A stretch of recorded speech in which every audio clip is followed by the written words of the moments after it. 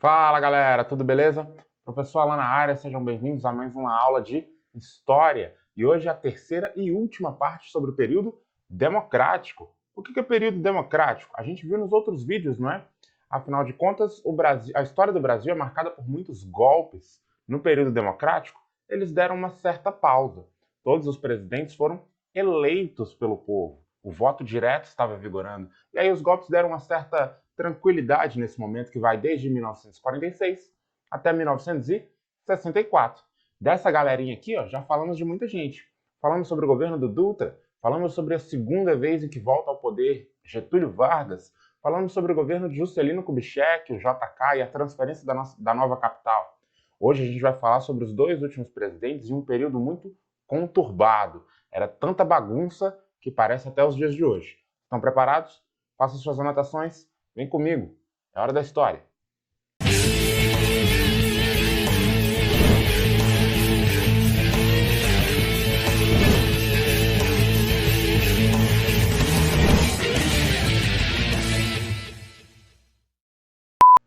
Na última aula, falamos sobre o governo desse cara aqui, Juscelino Kubitschek, JK para os íntimos. Pois é, vimos que, apesar de ter deixado uma dívida externa muito grande, JK saiu com uma boa popularidade. Muita gente considera até hoje o governo do JK como um bom governo, apesar dos pontos negativos. Só que você já sabe que naquela época não era possível a reeleição. Acabou seus 5 anos de mandato, vaza, novas eleições, um novo candidato é eleito. E aí, nas eleições de 1960, apareceu um cara novo na política. Um cara com carreira meteórica que nunca tinha governado nada, mas foi eleito com um recorde de votos. E o presidente mais bonito da história desse Brasil. Apresento a vocês um cara chamado Jânio Quadros. Que lindão. Jânio é a única esperança do Brasil.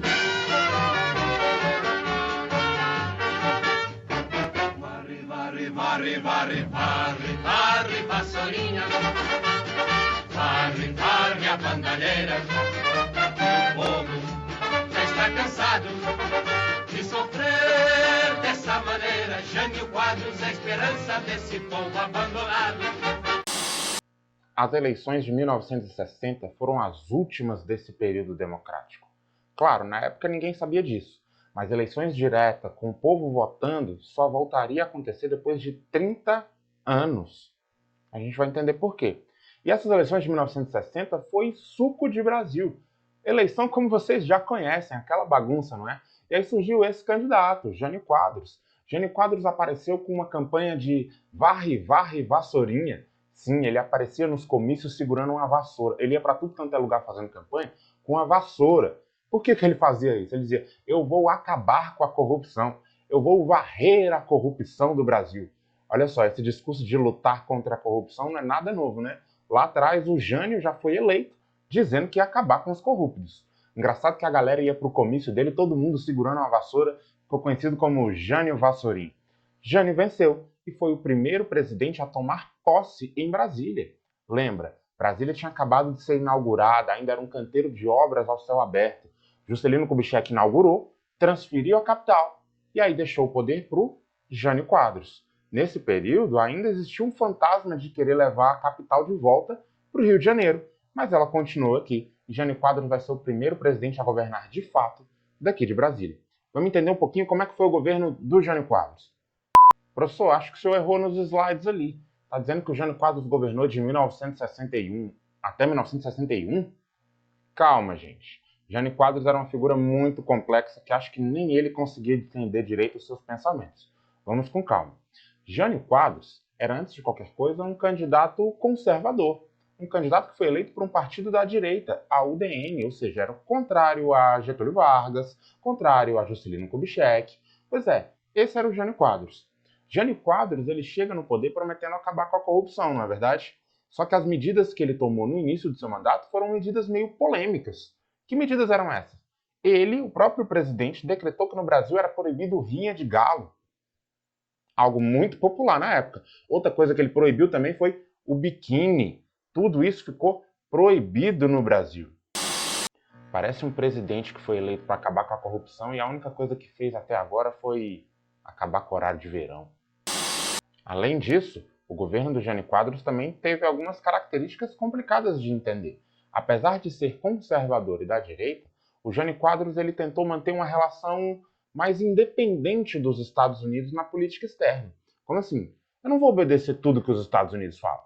E aí o governo do Jânio Quadros começou a se aproximar de alguns países do regime comunista. Pausa que aqui a gente precisa entender melhor. O mundo vivia a Guerra Fria. A Guerra Fria é aquele conflito ideológico entre Estados Unidos e União Soviética, entre os países do bloco capitalista e os países do bloco comunista. A gente viu lá atrás, no governo Dutra, que o Brasil se aliou aos Estados Unidos no bloco capitalista. Logo, os comunistas eram considerados inimigos. Aqui no Brasil, a gente não sentia tão forte essa Guerra Fria até agora, até esse momento. Porque em 1959, uma revolução aconteceu em Cuba, bem aqui pertinho dos Estados Unidos, e transformou Cuba num país socialista alinhado com a União Soviética. Aí os Estados Unidos começou a crescer o olho e vigiar todo mundo mais de perto, inclusive vigiar o Brasil, e começou a vigiar o Jânio. Nessa aproximação com alguns países dos regimes comunistas, quem veio visitar o Brasil e visitou o presidente Jânio Quadros foi esse cara aqui, Che Guevara. Já ouviram falar nele? Líder da Revolução Cubana e um importante líder socialista na história, veio aqui, trocou uma ideia com Jânio Quadros e foi condecorado, ou seja, ele foi homenageado. Nessa hora, os Estados Unidos já cresceu o olho e falou: peraí, qual é a desse Jânio? Eu achei que o Jânio ia estar comigo, mas o Jânio está recebendo na casa dele o Che Guevara? Tá estranho isso, não é? Pois é, o Brasil agora estava sendo vigiado pelos Estados Unidos. Para completar essas medidas polêmicas do Jânio Quadros, em 1961, mesmo ano em que ele começou a governar, meses depois, ele renuncia. Em agosto, o Jânio pede para sair. Como assim? Ele foi eleito, começou a governar, lá em agosto ele falou: quero mais não, tchau. É isso mesmo, galera, o doidão renunciou. Como assim? Ele enviou uma carta, esse bilhete que está aqui em cima, para o Congresso Nacional, falando: Congresso Nacional, nesta data eu estou renunciando à presidência da República. Não quero mais. Depois perguntaram para ele: Jânio, por que você renunciou? Ele falou: forças terríveis me obrigaram a renunciar. Será que colocaram a arma na cabeça dele? Fato é que muita gente entende hoje como essa renúncia como uma tentativa do Jânio Quadros de ficar forte no poder. Como assim? Na verdade, o Jânio Quadros ele não tinha muito apoio no Congresso. E aí ele achava que se renunciasse, o povo ia para as ruas dizer: não, Jânio, não vai não, fica, Jânio, fica, Jânio. O povo foi? O povo nem ligou. E o Congresso aceitou a carta, falou: tá bom, você quer sair? Tchau. O presidente do Brasil renunciou. Se o presidente do Brasil pede para sair, e agora? Quem governa? Acho que você sabe as regras do jogo, não é? Se um presidente pede para sair e sai, quem governa no lugar dele é o vice-presidente. Pois é, a regra é assim até hoje. Só que na época tinha um detalhe diferente.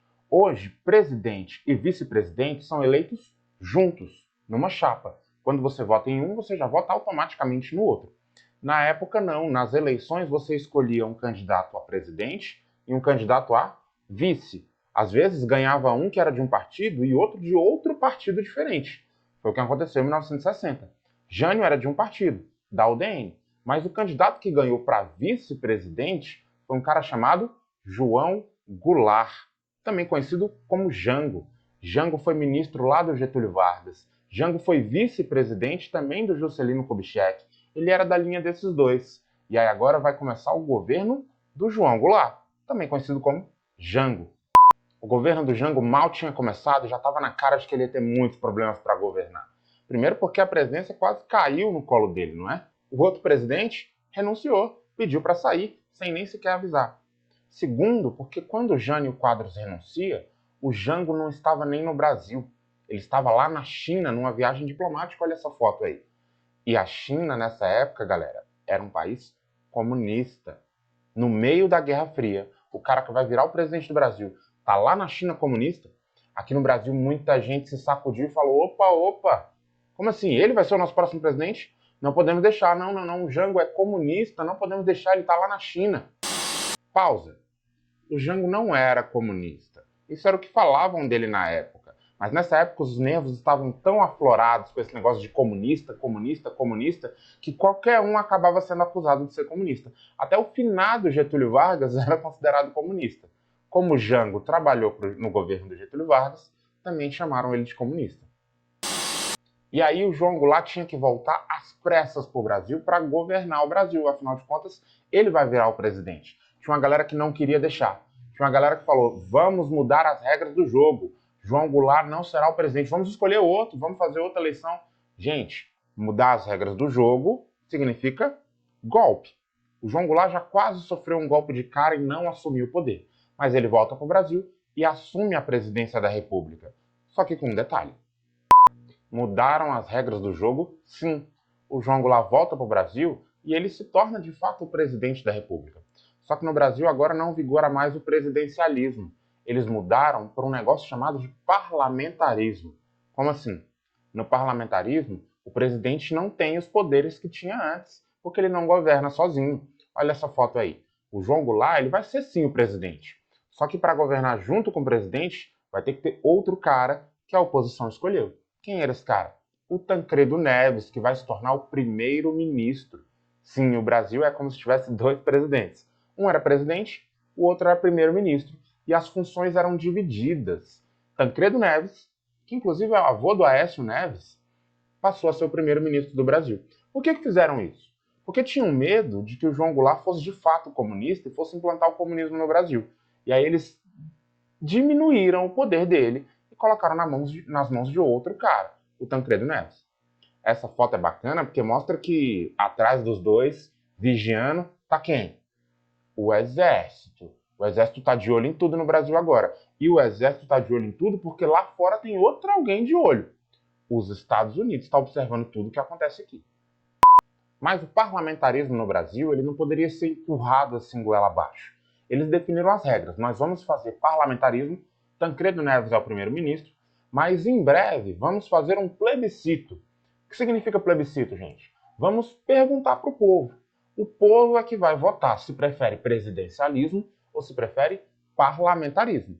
Povo, o que vocês preferem? Um presidente ou o poder do presidente dividido em dois, com presidente e primeiro-ministro? Foi basicamente essa a pergunta, essa era a votação. E o povo foi às urnas. O povo foi votar. Por esmagadora maioria, 82%, o povão preferiu o presidencialismo. Isso mostra que o povo confiava em João Goulart. Afinal de contas, o João Goulart trazia lá o passado do Getúlio Vargas, trabalhista, direitos para o povo. O povão confiou nisso. Falou, no Jango a gente confia. Então voltamos ao presidencialismo. Agora, o João Goulart voltou aos poderes que ele deveria ter como presidente. Agora ele vai querer governar de verdade. E ele fala, eu vou mudar esse Brasil. Para isso, eu quero fazer o que foi chamado de reformas de base. Quais eram as reformas de base? As reformas para reformar a base do Brasil, para mudar completamente. Que reformas eram essas? Reforma agrária, reforma urbana, reforma tributária nos impostos. Quem é que vai pagar imposto? Para o João Goulart, quem tinha que pagar mais impostos eram os ricos. Reforma eleitoral, vamos mudar as regras para quem pode se eleger, para quem pode votar. Reforma agrária era a primeira delas. Como assim reforma agrária? O Brasil tem muita terra, mas essa terra está na mão de poucas pessoas. Até hoje. Lembra que a gente falou lá das oligarquias? Essas oligarquias controlam a terra até hoje. O João Goulart chegou chutando a porta e falou, nós vamos mudar isso. Nós vamos começar pela reforma agrária. Nós vamos tomar a terra de quem não produz e vamos dividir para dar para quem produz. Eita, a galera que não gostava do Jango já falou, olha aí, eu não falei, ele é comunista. Isso é coisa de comunismo. O João Goulart queria reformar o Brasil para tornar o Brasil um pouco mais igualitário. Será que ele conseguiu? A oposição era forte. Tanto que em 1963, Jango falou, eu vou para as ruas, eu vou chamar o povo para o povo vir comigo. E ele fez um comício em março de 1964, conhecido como Comício da Central do Brasil. 200 mil pessoas lá na Central do Brasil, no Rio de Janeiro, e ele discursando, esse discurso era transmitido para a rádio, o Brasil inteiro escutou, e ali ele apontou o dedo e falou, eu quero transformar o Brasil, mas as raposas velhas não deixam. Eita, o povão ficou do lado do Jango. Só que tinha uma galera que odiava o Jango por causa disso, e teve resposta. No mesmo março de 64, dias depois, aconteceu a Marcha da família com Deus pela liberdade. Olha que nome bonito. Nesse caso, eram os conservadores. A elite, a classe média alta, os banqueiros, eles falaram, não queremos que o Brasil se torne comunista. Não queremos que o Brasil se torne igual Cuba. Fora Jango. Fora, não queremos o Jango mais. A batata do Jango começou a assar. Inclusive, a imprensa estava toda contra o Jango. Saiu no jornal essa notícia aí e a capa era essa. Basta. Como assim? O jornal queria que acabasse o governo do João Goulart. Só que o governo do João Goulart ainda está na metade. As eleições ainda iam acontecer só no final do ano. Eles queriam que acabasse agora, por causa do medo do comunismo. Vamos entender essa bagunça. João Goulart, desde que assumiu o poder, ele não teve paz para governar, não é? O Brasil estava bem polarizado, dividido em dois grupos. Um grupo que apoiava o João Goulart e apoiava as reformas de base, outro grupo que odiava o João Goulart e achava que as reformas de base era coisa de comunista. Quem é que estava do lado do João Goulart? Os trabalhadores da cidade. Os trabalhadores da cidade, no fundo, tinham muita saudade do Getúlio Vargas e viam no João Goulart como uma esperança. Não só os da cidade, mas os trabalhadores do campo também. E aqui no caso, esses eram a grande maioria eram analfabetos. Eles nem votar podiam, mas apoiavam o João Goulart. Do outro lado, você tinha a galera que odiava o Jango. Quem eram eles? A elite e a classe média. Porque eles entendiam que o João Goulart poderia ser uma ameaça. Eles acreditavam de verdade que o João Goulart era algo muito próximo do comunismo. Além disso, a imprensa. A imprensa estava toda contra João Goulart. A imprensa fazia notícias para acabar com o governo dele. E tinha o que mais pesou contra o João Goulart, quem era? As Forças Armadas. O Exército, Marinha e Aeronáutica, eles se posicionaram. Agora eles estão contra o João Goulart. Foi bonito, mas acabou. Há muito tempo não tinha um golpe no Brasil, não é? O João Goulart resistiu a vários, mas em 1º de abril, logo o dia da mentira, de 1964, os militares tomaram o poder no Brasil. Posso dizer que foi um golpe militar? Sim, mas não foi só militar, porque não foram só os militares que deram o golpe. Esse golpe teve o apoio também da sociedade civil, de membros da classe média, da imprensa, toda a galera que era contra o João Goulart, não é? Pois é, eles tomaram o poder, invadiram os prédios principais nas grandes cidades e falaram: João Goulart não é mais o presidente. Ele foi deposto. João Goulart, inclusive, teve que fugir do Brasil e foi se exilar lá no Uruguai, porque senão aqui ele poderia outras coisas acontecer com ele. Mais do que isso, a partir de agora, as eleições foram canceladas e o Brasil vai ficar 30 anos sem escolher diretamente o próximo presidente. O Brasil vai entrar num período muito duro de ditadura, um período muito cruel e talvez um dos piores de nossa história, em que não existe liberdade, nem liberdade de imprensa, nem liberdade de expressão, nem liberdade de opinião. Agora o bicho vai pegar no Brasil, vai começar o que a gente chama de regime militar. Por isso que eu falo que acabou o período democrático. Esse negócio do presidente ser eleito, do presidente ir ao mandato até o fim, pois é, isso não existe mais. Agora o Brasil vai começar uma ditadura. Desafio dos presidentes, check! Vamos entender. Será que esse período que a gente trabalhou desde 1945 até 1964 foi um período democrático de verdade? A democracia era o mais forte no Brasil? Vamos lá. Falamos de vários presidentes nesse período, né? Do Dutra, do segundo mandato do Getúlio Vargas, do JK, do Jânio Quadros e do Jango. Vamos entender. Todos esses presidentes, eles foram eleitos diretamente? Check para todo mundo.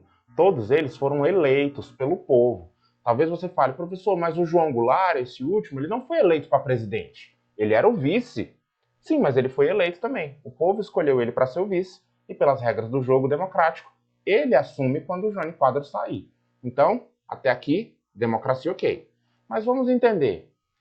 Todos eles concluíram o seu mandato? Nem todos eles.